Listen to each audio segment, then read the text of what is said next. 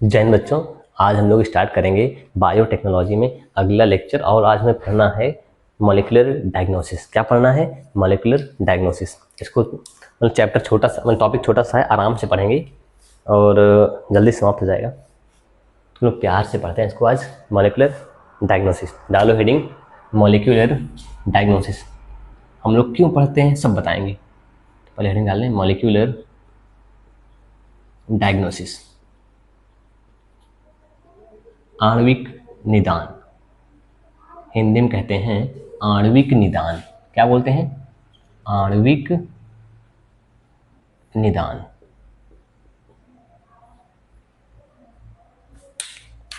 पहले लोग डाल लेते हैं इसे हेडिंग, मतलब क्यों पढ़ते हैं आणविक निदान, क्यों पढ़ते हैं। हम लोग ये जानते तो रहे ना क्यों पढ़ते हैं। इसको मैंने पढ़ डाला, आणविक निदान समझ में नहीं आ रहा, हम क्यों पढ़ते हैं इसको। तो क्यों पढ़ते हैं? बीमारी का जल्दी और सही पता लगाने के लिए। क्यों पढ़ते हैं? बीमारी का जल्दी और सही पता लगाने के लिए। क्यों पढ़ते हैं? बीमारी का जल्दी और सही पता लगाने के लिए। सही पता लगाने के लिए, बीमारी का जल्दी और सही पता लगाने के लिए, बीमारी का जल्दी और सही पता लगाने के लिए। आप जब तक लिखो तो हम देखें ऊपर वाला फिट है ना। बीमारी का जल्दी और सही पता लगाने, सही है। बीमारी का जल्दी और सही पता लगाने के लिए। आगे पहले हम लिख लें फिर समझा देंगे। किसी बीमारी, अभी आपको लिखना नहीं है। किसी बीमारी का, किसी बीमारी का प्रभावी इलाज, मतलब सही तरीके से इलाज, प्रभावी इलाज तभी संभव है जब उस बीमारी के बारे में, जब उस बीमारी के बारे में जल्दी पता चल जाए, जल्दी पता चल जाए, जल्दी पता चल जाए।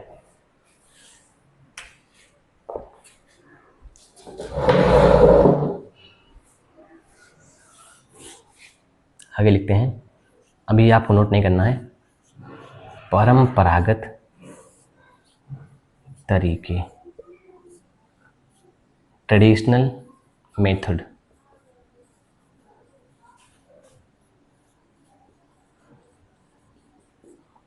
परंपरागत तरीकों, इसे इंग्लिश में बोलते हैं ट्रेडिशनल मेथड।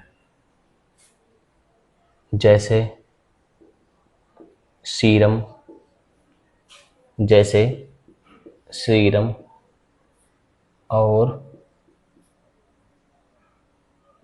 यूरिन टेस्ट यानी मूत्र टेस्ट, मूत्र परीक्षण। यूरिन टेस्ट, हम बार बार मूत्र परीक्षण नहीं बोलेंगे, सीधा हम बोलेंगे यूरिन टेस्ट। क्या बोलेंगे? Urine test. परंपरागत तरीके जैसे सीरम और यूरिन टेस्ट से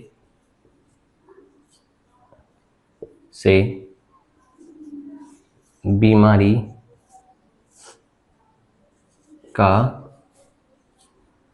प्रारंभिक पहचान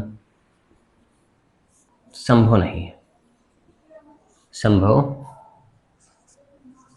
नहीं है, संभव नहीं है। कुछ तकनीकें जैसे, कुछ तकनीकें जैसे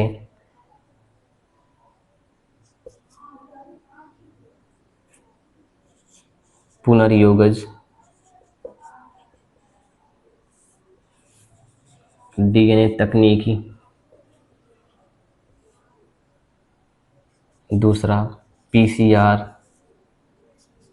तीसरा एलाइजा।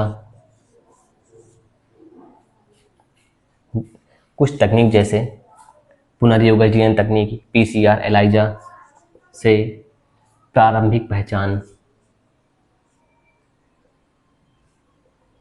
से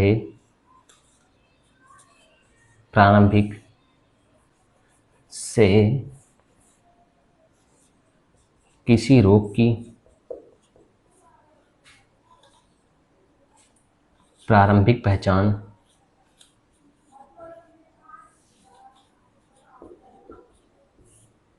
संभव है या की जाती है। प्रारंभिक पहचान की जाती है। तो पहले हम एक बार इसको समझाएंगे, फिर आपको लिखना है, फिर हम एक बार समझाएंगे, फिर आगे हम लोग चलेंगे, पढ़ेंगे।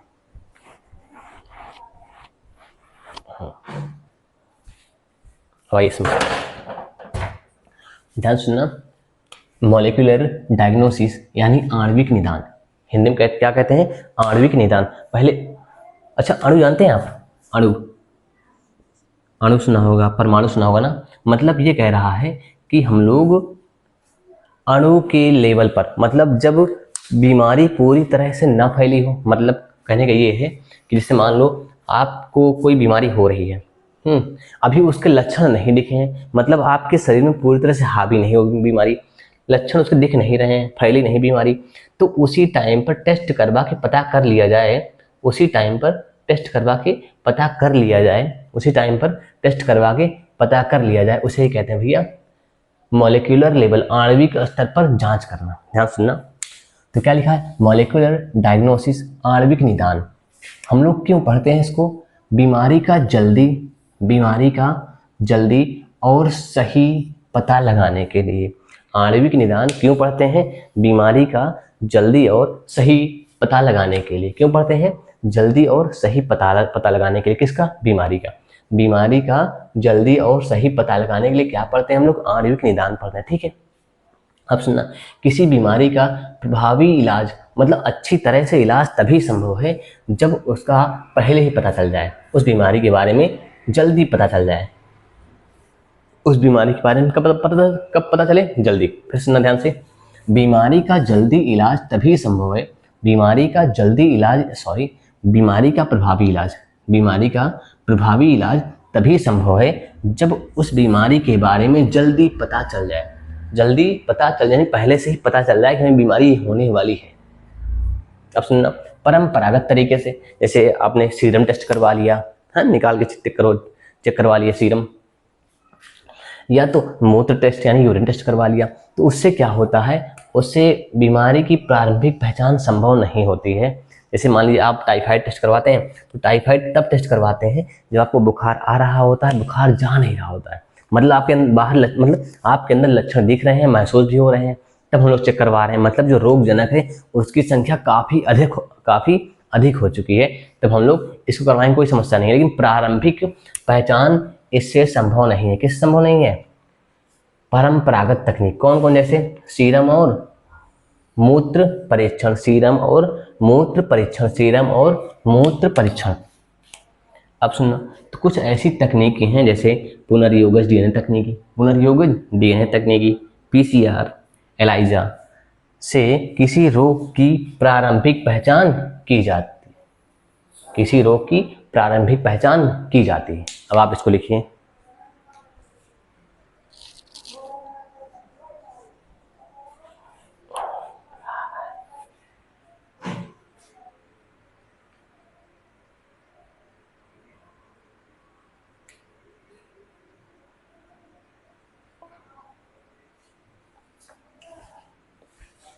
अब सही है, थोड़ा हल्का सा कम आ रहा था, लेकिन ठीक हो, समस्या नहीं।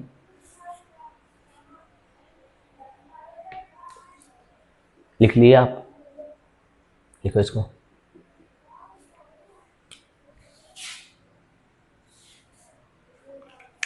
मॉलिक्यूलर डायग्नोसिस, आणविक निदान। आणविक निदान हम लोग क्यों पढ़ते हैं? किसी बीमारी का जल्दी और सही पता लगाने के, जल्दी और सही पता लगाने के लिए, जल्दी और सही पता लगाने के लिए।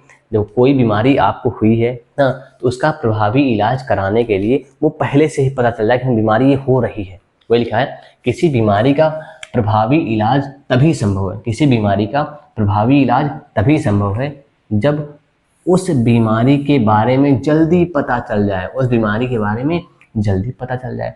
अब जो परंपरागत तरीके हैं, जैसे कौन कौन से? सीरम और यूरिन टेस्ट, सीरम और यूरिन टेस्ट, सीरम और यूरिन टेस्ट। इससे प्रारंभिक पहचान नहीं की जा सकती है, इससे प्रारंभिक पहचान नहीं की जा सकती है। कुछ तकनीक जैसे हैं रिकॉम्बिनेंट डीएनए टेक्नोलॉजी, पीसीआर और एलाइजा, इससे प्रारंभिक पहचान संभव है।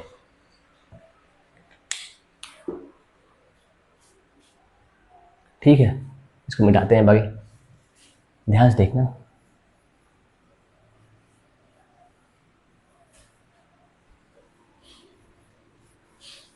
अब आगे 2-4 लाइन हम लिखेंगे, फिर समझाएंगे क्या है।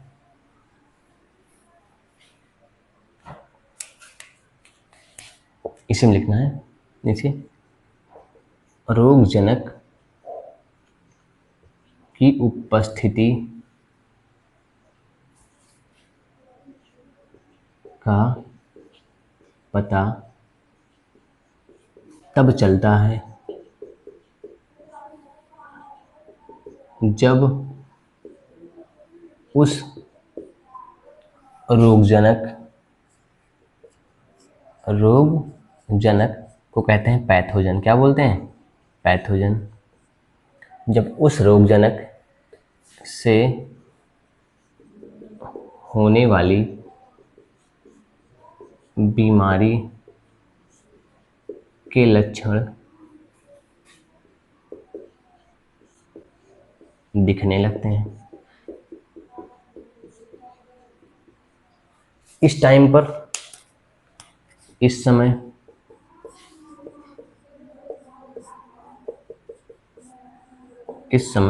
रोगजनक की संख्या, इस समय रोगजनक की संख्या काफी अधिक हो चुकी होती है।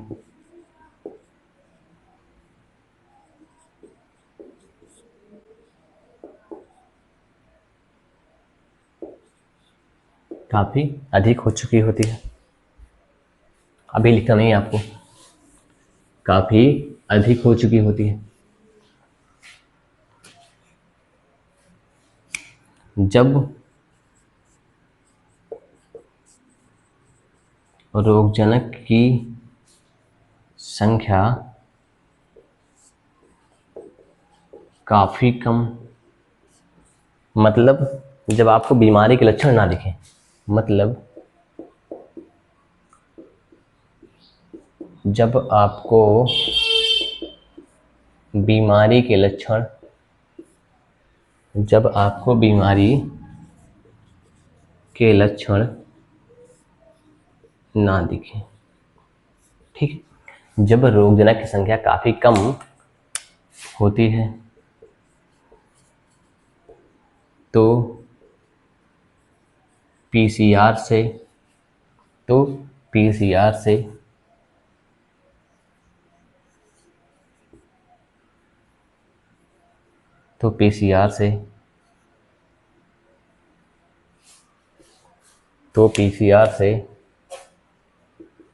रोगजनक के न्यूक्लिक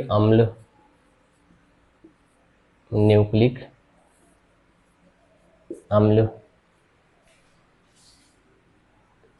का प्रवर्धन करके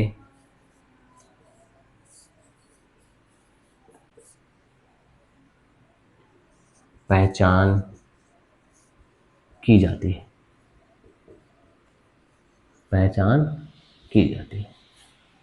अब पहले समझेंगे, फिर हम लोग इसको एक बार हम समझा देंगे पहले, फिर आपको लिखना है, फिर हम समझाएंगे, फिर हम अगला पढ़ाएंगे। प्रोब पढ़ाना है और ऑटो रेडियोग्राफी। इसके बाद ध्यान सुनना, क्या लिखा है? रोगजनक की उपस्थिति। पहले ध्यान सुनना, जैसे मान लो एक सेकेंड, जैसे मान लो हमें दाद हुई है, क्या हुई है, एक सेकेंड, दाद मानते नहीं, रिंग वर्म, हाँ रिंग वर्म को बोलते हैं, हिंदी में कहते हैं दाद, रिंग वर्म। और क्या बड़ी बीमारी नहीं मानना है, छोटी बीमारी जो आराम से ठीक हो जाए, 10 रुपए की ट्यूब से, सुनना ध्यान सुनना, रिंग वर्म।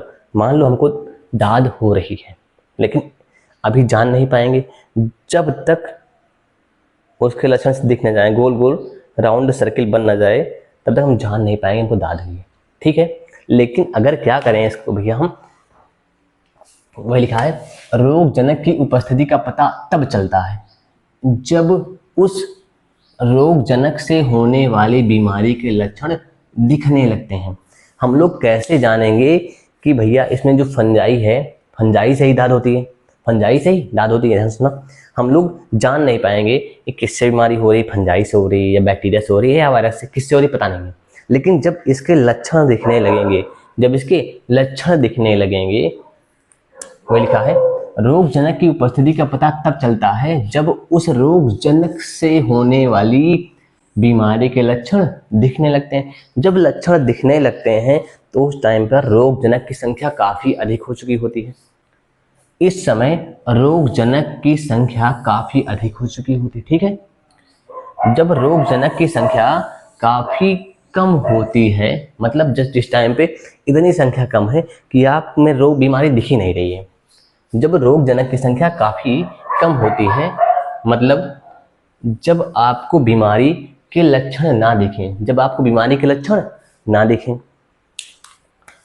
जब रोग जनक की संख्या काफी कम होती है, काफी कम होती है, तो पीसीआर से रोग जनक के न्यूक्लिक अम्ल का प्रवर्धन करा के हम लोग जान सकते हैं कि ये किसकी वजह से बीमारी हो रही है, किसकी वजह से बीमारी हो रही है। अब आगे ध्यान सुनिए, पहले नोट करो आप तो थोड़ा, मेरे यहाँ कुत्ते भौंकने लगते हैं तो रोकना पड़ता है। चलो, अगर कुत्ते भौंकते हैं तो वीडियो रोकना पड़ता है ना बीच में, ध्यान सुनना। रोग जनक की उपस्थिति का पता तब चलता है जब रोग जनक से होने वाली बीमारी इंसानों के अंदर दिखने लगती है। वही लिखा है, रोग जनक की उपस्थिति का पता तब चलता है जब उस रोग जनक से होने वाली बीमारी के लक्षण दिखने लगते हैं। तो इस समय क्या होता है, रोग जनक की संख्या बहुत अधिक हो चुकी होती है। अगर संख्या कम है, लक्षण नहीं दिखाई देते हैं, तो पीसीआर के द्वारा क्या करेंगे, रोग जनक के न्यूक्लिक अम्ल का प्रवर्धन करा लेंगे, रोग जनक की न्यूक्लिक अम्ल का प्रवर्धन करा लेंगे। अब उतारो आप इसको,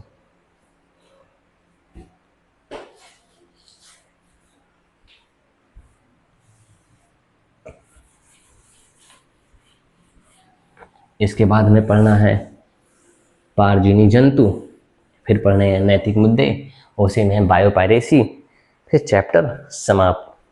करीब 4 से भी 5 लेक्चर हैं, चैप्टर समाप्त।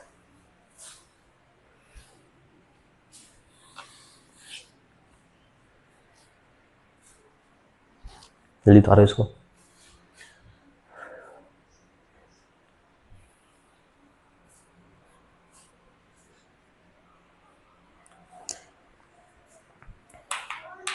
रोग जनक की उपस्थिति का पता तब चलता है, जैसे हमें, जैसे मान लो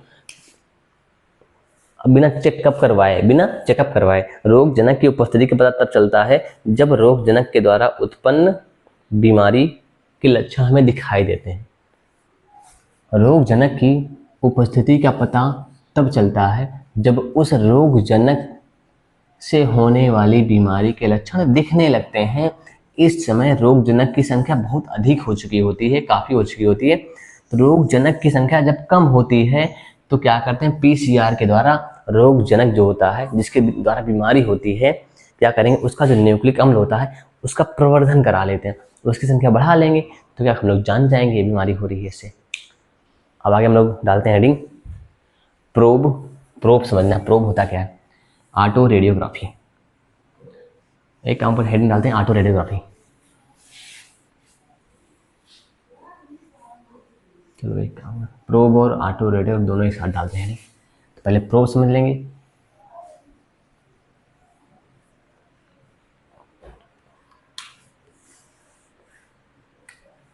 पहले डालते हैं हेडिंग ऑटो रेडियोग्राफी। डालो इस हेडिंग, ऑटो रेडियोग्राफी।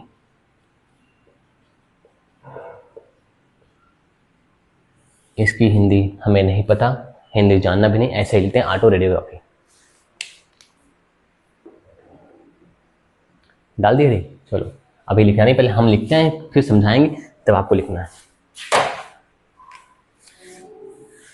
ध्यान सुनना, एक शब्द होता है प्रोब, पहले हम प्रोब बता दें क्या होता है। अच्छा एक काम करते हैं, लिखते हैं, इसमें कुछ लिखेंगे ना लिखें फर्जी।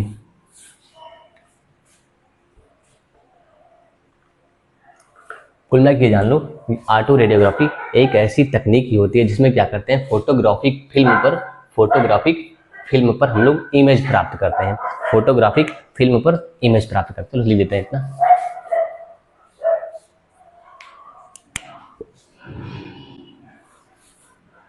यह एक, ऐसे लिख लो, यह एक आधुनिक तकनीकी है, यह एक आधुनिक तकनीकी है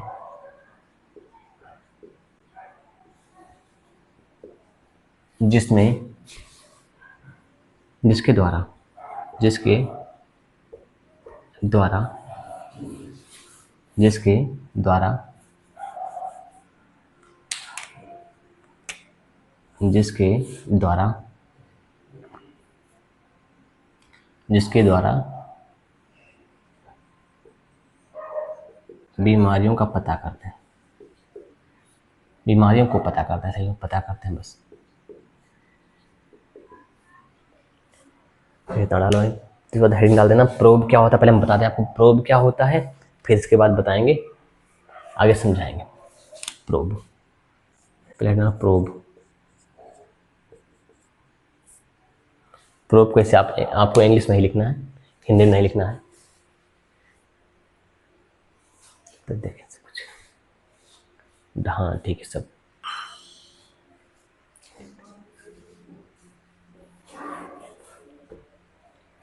यह एक आधुनिक तकनीकी है जिसके द्वारा बीमारियों को पता करते हैं। आइए देखते हैं, पढ़ते हैं इनका पहले जानते हैं प्रोब क्या होता है। मेरे यहाँ कुत्ते बहुत भौंकते हैं, बीच बीच डिस्टर्ब कर देते हैं, फिर वीडियो रिकॉर्डिंग बंद करनी पड़ती है। कैसे जब इनकी आप बड़ाई करेंगे तो भौंकना चालू कर देंगे। कुत्ता नाम लो तुरंत चालू। तो देखो ध्यान से, पहले प्रोब जान लें, प्रोब होता क्या है। ध्यान सुनना, ये डबल स्टैंडर्ड था, डीएनए क्या है, डबल स्टैंडर्ड डीएनए। ध्यान सुन, डबल स्टैंडर्ड डीएनए है। अब ध्यान सुनना, इसको हमने क्या कर दिया, सिंगल स्टैंडर्ड कर दिया। क्या कर दिया भैया, सिंगल स्टैंडर्ड कर दिया ना। अब इसमें हमने क्या किया, इस पर एक रेडियो एक्टिव अणु लगा दिए। क्या लगा दिए, रेडियो एक्टिव अणु लगा दिए। अभी क्या बन गए, प्रोब बन गए। क्या बन गया भैया, प्रोब। तो प्रोब क्या होता है, प्रोब सिंगल स्ट्रैंडेड डीएनए या आरएनए, सिंगल स्ट्रैंडेड डीएनए या आरएनए होता है। सिंगल स्ट्रैंडेड डीएनए या आरएनए होता है जो अपने पूरक डीएनए से जुड़ता है, अच्छा बताओ प्रोब समझ में आया, नहीं समझ में आया आपको। सिंगल स्ट्रैंडेड डीएनए और RNA tagged with radio active molecule. ध्यान सुनना, इसे मान लो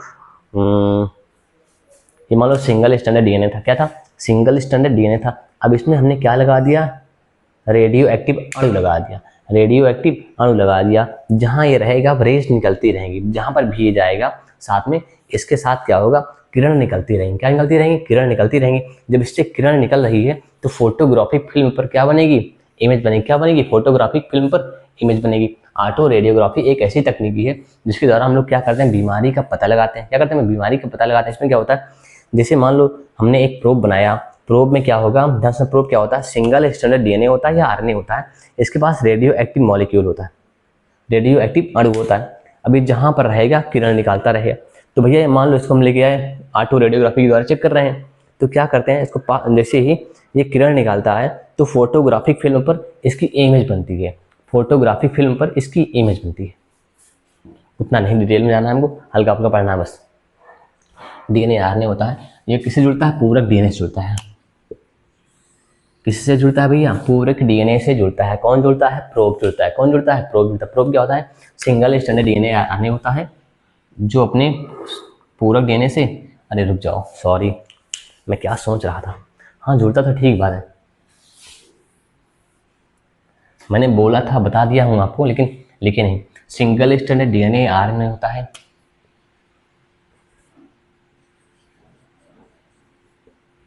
जिसके पास रेडियो एक्टिव, जिसके पास रेडियो एक्टिव अणु लगा होता है। क्या लगा होता है? रेडियो एक्टिव अणु लगा होता है, जुड़ा होता है, देखो, ठीक है, जुड़ा होता है। और ये अपने, इतना ठीक है ये, और ये अपने पूरक डीएनए से जुड़ता है। किससे जुड़ता है? पूरक डीएनए से जुड़ता है। किससे जुड़ता है? पूरक डीएनए से जुड़ता है। किससे जुड़ता है?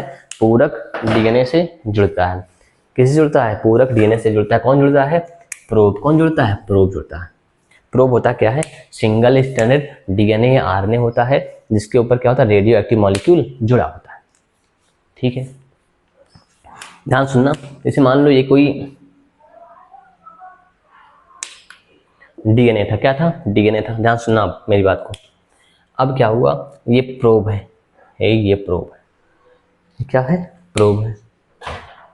तो यहाँ पर रेडियो एक्टिव अणु लगा हुआ है। अब ये दोनों आपस में पूरक हैं, तो ये यहाँ पर आएगा और इससे चिपक जाएगा, जुड़ जाएगा, ठीक है। अब क्या होगा? ये किरण निकालेगा तो फोटोग्राफी फिल्म पर इसकी इमेज बन जाएगी। इसकी इमेज बन जाएगी, ये यहाँ पर है, मतलब ऐसा कुछ है, बन जाएगा। ध्यान सुनना, इसकी इमेज वहाँ पर बन जाएगी। अब ध्यान सुनना, जैसे मान लो क्या हो, इसमें हो जाए म्यूटेशन, उत्परिवर्तन। क्या हो जाए? उत्परिवर्तन। क्या हो जाए इसमें? उत्परिवर्तन हो गया। एक काम करते हैं, पहले इसमें लिख लेते हैं, ATGC, बस 4 लिखो। यहाँ पर मान लेते हैं क्या है? GCAT हम मान लिए। अब ध्यान सुनना, ये इससे जाके चिपक जाएगा, चिपक जाएगा ना, लेकिन क्या हो, इसमें हो जाए उत्परिवर्तन। क्या हो जाए इसमें?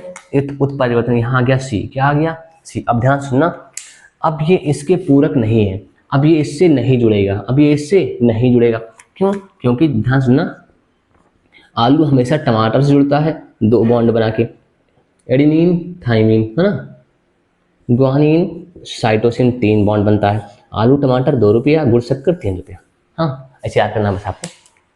3 रुपया मतलब बॉन्ड है, 3 बॉन्ड 2 बॉन्ड, ये होते हैं हाइड्रोजन बंध। क्या होते हैं? हाइड्रोजन बंध। ध्यान सुनना, पहले पूरक था लेकिन यहाँ पर क्या आ गया? C आ गया, जिसकी वजह से पूरक नहीं है तो जुड़ नहीं पाएगा, जुड़ेगा नहीं। तो मतलब इसमें क्या हो गया? उत्परिवर्तन। क्या हो गया? उत्परिवर्तन। तो भैया अगर इससे नहीं जुड़ेगा, प्रोब इससे नहीं जुड़ेगा, तो इसकी फोटोग्राफिक फिल्म पर, मान लो हमारे यहाँ जो है फोटोग्राफिक फिल्म है, तो इसकी इमेज इस पर नहीं बनेगी। जब इस पर इसकी इमेज नहीं बनेगी तो हम जान जाएंगे कोई ना कोई बीमारी है, कोई ना कोई इसको बीमारी हुई है, ठीक है। तो यही हम लिखते हैं, जुड़ता है।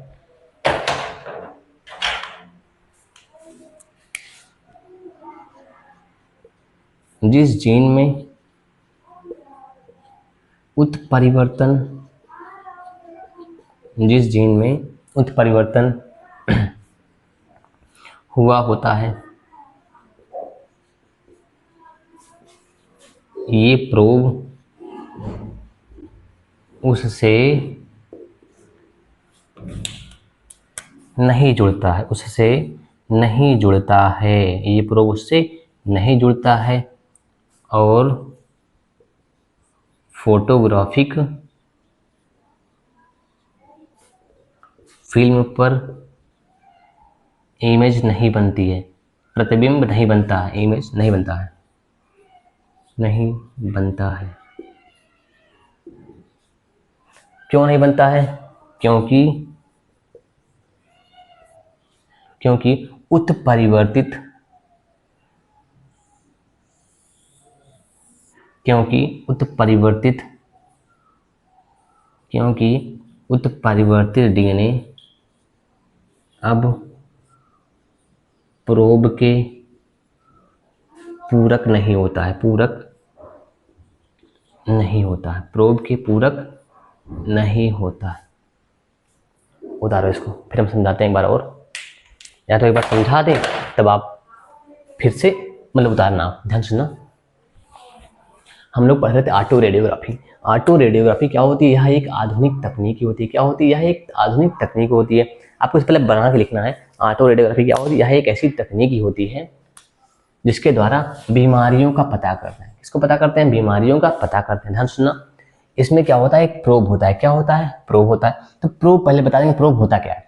प्रोब क्या होता है? सिंगल स्ट्रैंडेड होता है। क्या होता है? सिंगल स्ट्रैंडेड होता है, चाहे डीएनए हो या आरएनए हो। लेकिन क्या होगा, वो रेडियो एक्टिव अणु से जुड़ा होगा, रेडियो एक्टिव अणु से जुड़ा होगा, जिसके पास रेडियो एक्टिव अणु जुड़ा होगा। ठीक, और ये अपने पूरक डीएनए से जुड़ता है। कौन जुड़ता है? प्रोब। प्रोब किससे जुड़ता है? अपने पूरक डीएनए से जुड़ता है, अपने पूरक डीएनए से जुड़ता है। जिस जीन में उत्परिवर्तन हुआ होता है ये प्रोब उससे नहीं जुड़ पाता है, और नहीं जुड़ता है तो फोटोग्राफिक फिल्म पर इसकी इमेज नहीं बनती है। जब फोटोग्राफिक फिल्म मतलब फोटोग्राफिक फिल्म पे इमेज नहीं बनी है तो क्यों नहीं बनी है? क्योंकि जो उत्परिवर्तित डीएनए है, क्योंकि जो उत्परिवर्तित डीएनए है अब प्रोब के पूरक नहीं होता है, अब प्रोब के पूरक नहीं होता है। अब बता रहे इसको आप। इसके बाद हम लोग पढ़ेंगे एलाइजा, जब तक हम इंक डाल लेते हैं।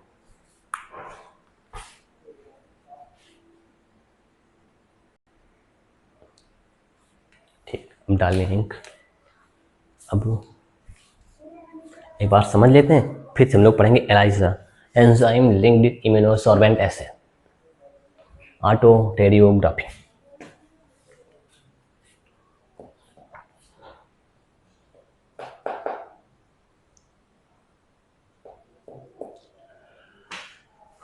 यह एक आधुनिक तकनीकी है जिसके द्वारा बीमारियों का पता लगाते हैं। इसमें क्या कर, पहले मेरी बात सुना, प्रोब क्या होता है? प्रोब क्या होता है? सिंगल स्ट्रैंडेड डीएनए या आरएनए होता है, जिस पर क्या होता है? रेडियो एक्टिव अणु जुड़ा होता है।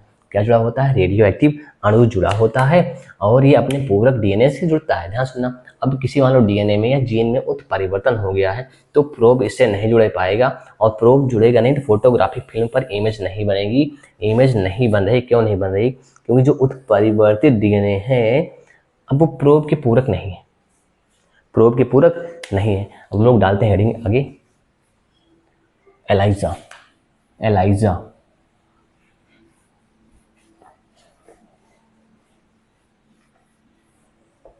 हेडिंग डालेंगे हम लोग एलाइजा, ELISA।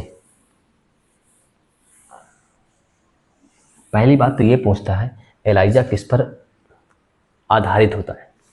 पहले हम डालते हैं हेडिंग एलाइजा, ELISA, एलाइजा।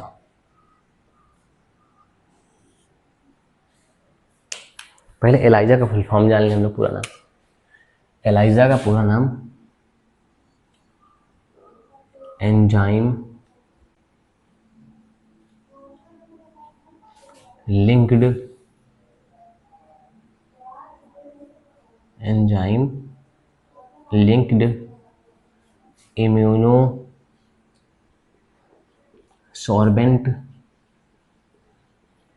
एसे,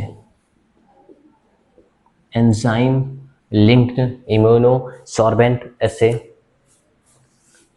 फुल फॉर्म जानेंगे ना हम लोग। अब ध्यान सुनना,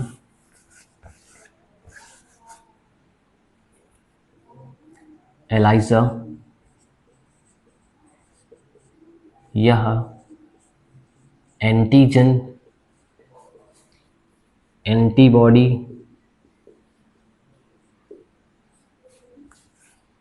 की पारस्परिक क्रिया पर आधारित होता है।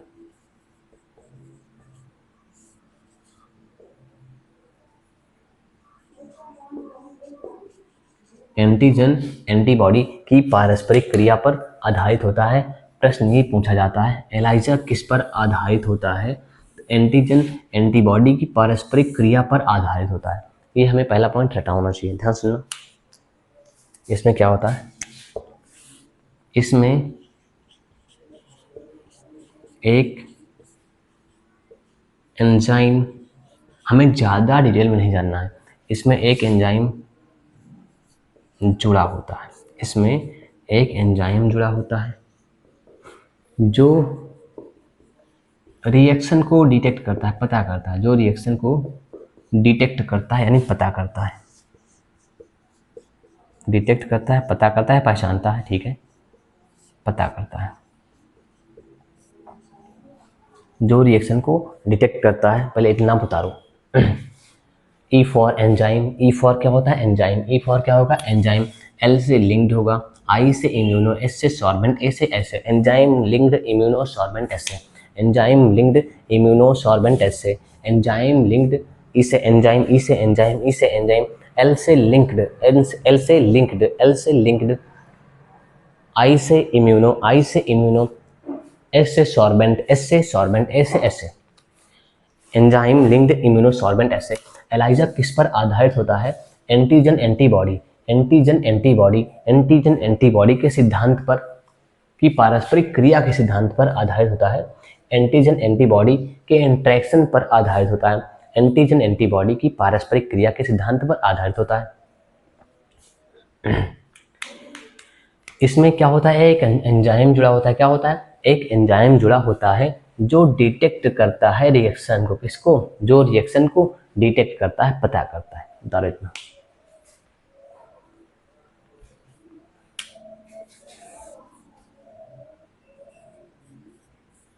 अब नीचे लिखना, आप पहले से समझाएं फिर। इसका प्रयोग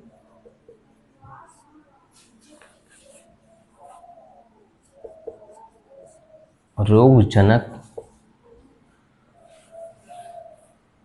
इसका प्रयोग, इसका प्रयोग मनुष्य में, अरे मनुष्य में चार्ज में, इसका प्रयोग मनुष्य में रोगजनक के किसी हिस्से यानी एंटीजन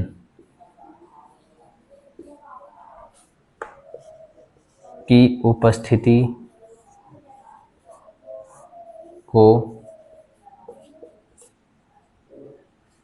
पता करने के लिए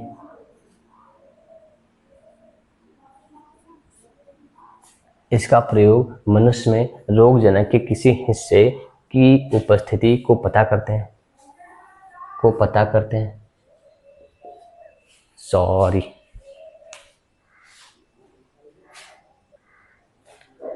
लाइट्स चली गई थी, फिर ध्यान सुनना। इसका प्रयोग मनुष्य में रोगजनक के किसी हिस्से यानी एंटीजन की उपस्थिति को पता करते हैं या एंटीजन के खिलाफ उत्पन्न एंटीबॉडी की उपस्थिति का पता करते हैं।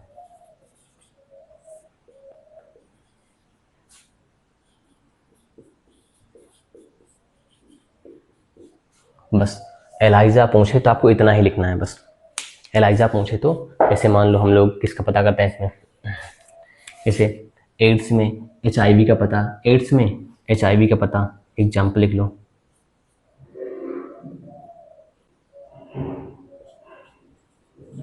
HIV टेस्ट के लिए करते हैं, हाँ लिख लो ऐसा, HIV टेस्ट किससे करते हैं हम लोग, एलाइजा से। किससे करते हैं, एलाइजा से। किससे, एलाइजा से। इसको समझ लीजिए, इतना ही पढ़ना था हमको, फिर हम लोग अगला टॉपिक कल स्टार्ट करेंगे, ट्रांसजेनिक एनिमल, पारजीनी जंतु, और कल से चालू हो जाएगा। आज कितनी तारीख है, शायद 30 है कि 31 है, पता नहीं। देखें वीडियो मैंने ऑन किया है कि नहीं किया है, हाँ ठीक है। फिर सुनना, एलाइजा, एलाइजा क्या होता है, एलाइजा का पहले पूरा नाम जान ले। एलाइजा का पूरा नाम enzyme linked immunosorbent assay, enzyme linked immunosorbent assay, enzyme linked immunosorbent assay, enzyme linked immunosorbent एसे, यह एलाइजा किस पर आधारित होता है? एंटीजन एंटीबॉडी, एंटीजन एंटीबॉडी की पारस्परिक क्रिया पर, एंटीजन एंटीबॉडी की पारस्परिक क्रिया पर आधारित होता है। इसमें क्या होता है? इसमें एक एंजाइम होता है। क्या होता है? इसमें एक एंजाइम जुड़ा होता है जो रिएक्शन को डिटेक्ट करता है, जो रिएक्शन को पता करता है, चेक करता है कहाँ पे हो रही है रिएक्शन है, नहीं हो रही, कहाँ पर हो रही है, पता करता है कि रिएक्शन कहाँ पर हो रही है। इसका प्रयोग मनुष्य में या किसी में भी, इसका प्रयोग मनुष्य में रोगजनक के किसी हिस्से, रोगजनक के किसी हिस्से यानी एंटीजन, रोगजनक के किसी हिस्से या एंटीजन बोल सकते हैं कि उपस्थिति को पता करते हैं, या मान लो हमने इसको नहीं पता कर पाए तो हम लोग ये पता कर लेंगे कि एंटीजन के खिलाफ जो उत्पन्न एंटीबॉडी है, इसको देख लेंगे कि एंटीबॉडी कौन सी उत्पन्न हुई है, कौन सी एंटीबॉडी उत्पन्न हुई है। एग्जाम्पल में लिखा है HIV टेस्ट, HIV टेस्ट। अब आपको इसको पढ़ना है। हम लोग फिर मिलेंगे अगले लेक्चर में अगले टॉपिक के साथ। तब तक के लिए ओके बाय, जय हिंद।